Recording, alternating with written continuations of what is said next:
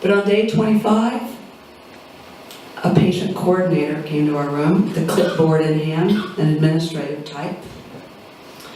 Mrs. Senft, we're suggesting a long-term acute care facility.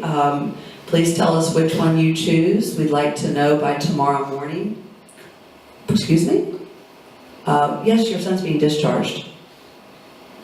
My son is being discharged? Yes, ma'am, he's a respiratory failure.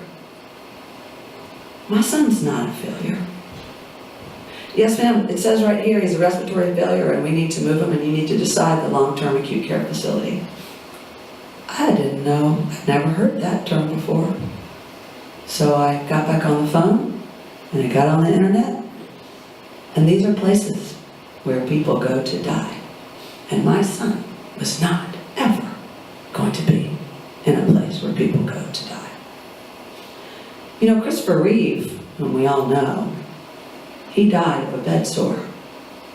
And that's exactly what most people die of in long-term acute care facilities. So here's the thing I thought of.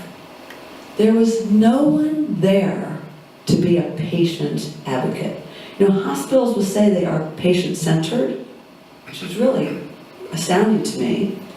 But there was no one there to be a patient and family advocate. I mean, there was a case manager who deals with insurance, and there were nurse managers who dealt with scheduling, and there was a billing person who, you know, constantly coming in and had to sign everything every day for some new kind of thing. And there was even a chaplain who made it by once, but when he learned, he asked us if we had faith, and I said, absolutely, we're gonna have miracles around here.